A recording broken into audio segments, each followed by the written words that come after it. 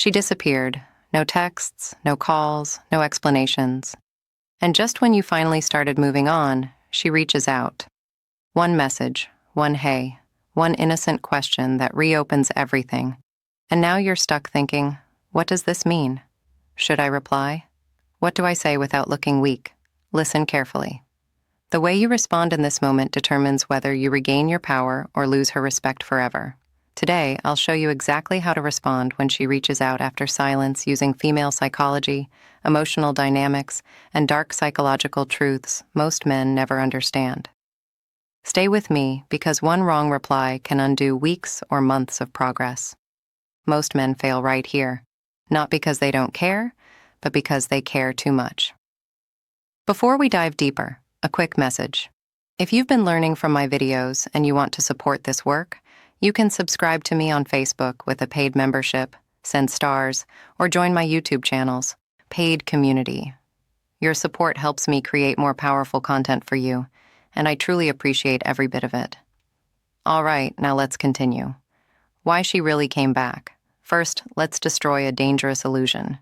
She didn't reach out because she suddenly realized you were the one. She didn't text because she missed you romantically. She reached out because something inside her shifted. Here are the real psychological reasons women reappear after silence. Her emotional safety elsewhere weakened. Her curiosity about you increased. Your absence created uncertainty. Her validation supply dropped. Or she felt your emotional energy detach. Silence doesn't make women forget. Silence creates a vacuum. And humans, especially emotionally driven ones, hate unanswered questions. Women are relationship thinkers. They catalog emotional data constantly. When you go silent, you become the one variable in her mental database that remains unsolved. That incompleteness nags at her subconscious until she reaches out. Not necessarily because she wants you back, but because she needs closure on the question, where does he stand now? Your silence communicated something her emotions couldn't ignore. You're no longer available as an emotional resource. That scarcity, that sudden absence of your attention, flips a psychological switch. What was once taken for granted becomes valuable. If she truly didn't care, she wouldn't have broken the silence at all. The biggest mistake men make. Let me tell you what not to do. Do not respond instantly. Ask where she went. Say, I missed you. Confront her emotionally. Act cold or angry. Over-explain yourself. Why? Because her message isn't about logic. It's about emotional positioning. The moment you chase clarity, you lose leverage. See, when men respond immediately with questions like, where have you been? Or, why didn't you text me back? They're essentially handing over their power. They're revealing that her absence affected them deeply. They're showing that they were counting the days, checking their phone, wondering, waiting. That kind of emotional transparency might seem honest, but in the context of attraction dynamics, it kills mystery. It removes any doubt she might have had about your emotional independence. And the moment she knows you were affected, she relaxes. The tension dissolves. The curiosity dies. Women are attracted to emotional challenge, not emotional certainty. When you give her certainty too quickly, you remove the very ingredient that made her reach out in the first place. Your response should never be emotional. It should be strategic. Understand this first. She is testing you. Whether she knows it consciously or not, her message is a test. She's asking, does he still need me? Did I still affect him? Did he move on? Am I still important? Your reply answers all of those questions in one sentence, and most men answer them incorrectly. Think of it this way.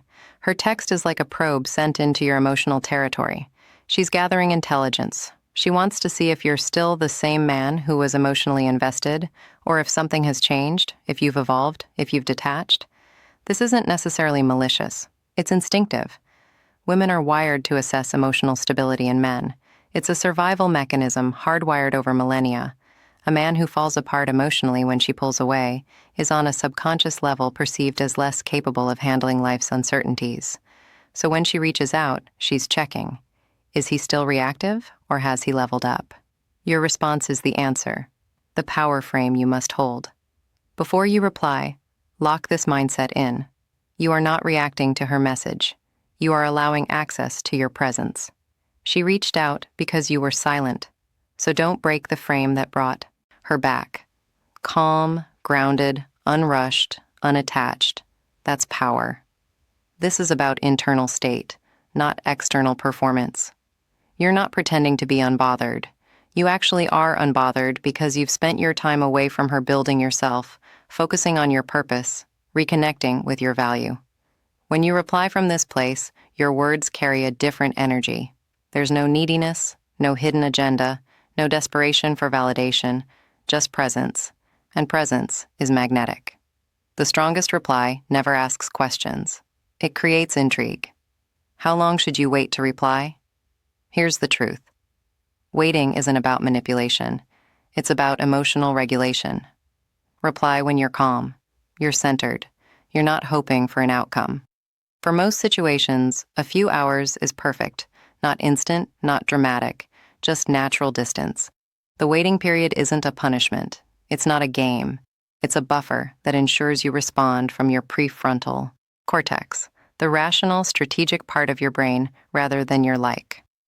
When you see her name pop up on your screen, there's a physiological reaction. Your heart rate increases, adrenaline spikes, old feelings resurface. If you reply in that state, you're replying from emotion, not logic. Give yourself time. Let the initial wave pass. Go for a walk, hit the gym, talk to a friend. Then, when you're back in your body and your mind is clear, craft your response. That's when you're truly powerful. What to say and why it works. Now, listen closely. Your reply should be short, neutral, warm, but detached, open-ended, without chasing. Examples. Hey, hope you've been well. Or, hey there, what's up? Or, hey, nice hearing from you. That's it. No emojis, no emotional charge, no questions that beg. Notice what these replies don't do. They don't apologize, they don't explain, they don't justify, and they don't seek reassurance. They're clean, simple, dignified. They acknowledge her without rewarding her. They're friendly without being overeager. They leave space without creating awkwardness. This kind of response keeps the ball in her court. She reached out, so now she has to continue investing if she wants the conversation to progress.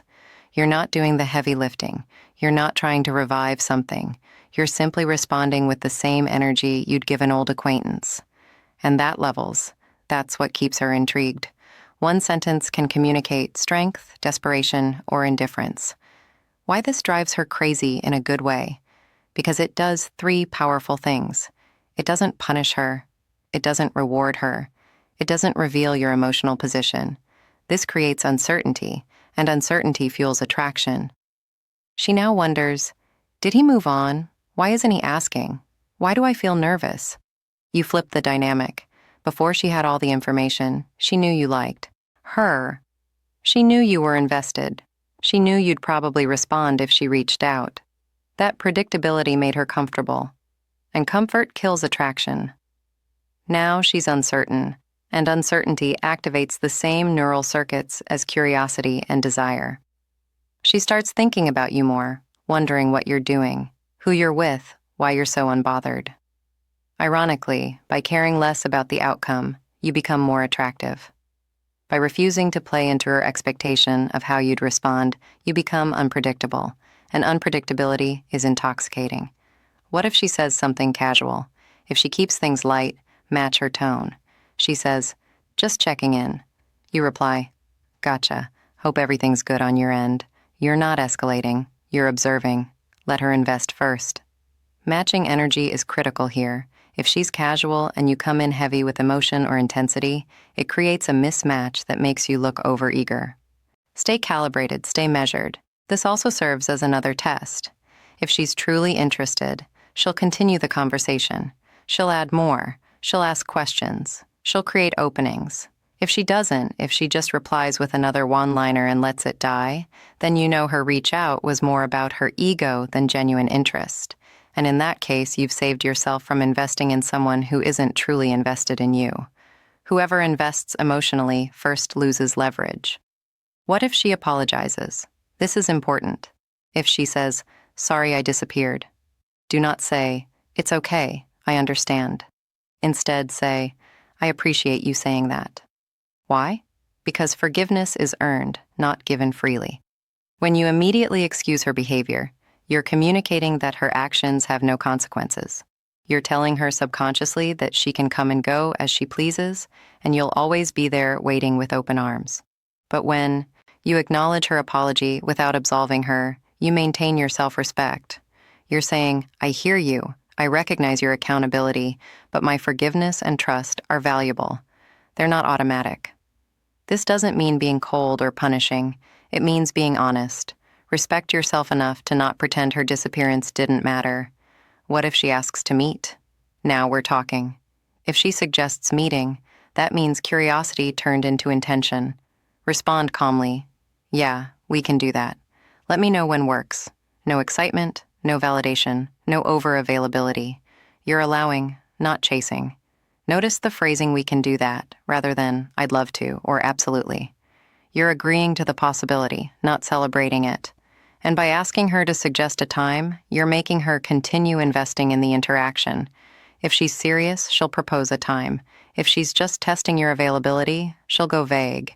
And vague responses tell you everything you need to know. Calm confidence is the most seductive energy there is. What if she goes silent again? This is where men destroy themselves. If she disappears again, you do nothing. No follow-ups, no hey texts, no emotional collapse because silence already worked once and it will work again. Understand this. If she goes silent after reinitiating contact, it means one of two things. Either she got the validation she was seeking and moved on, or she's waiting to see if you'll chase. Either way, your move is the same. Nothing. You don't double text. You don't check in. You don't break. You return to your life, your purpose, your mission. You let her absence be her choice, and you let your silence be your strength. The real goal is not her attention. Here's the truth most dating advice won't tell you. The goal isn't to get her back.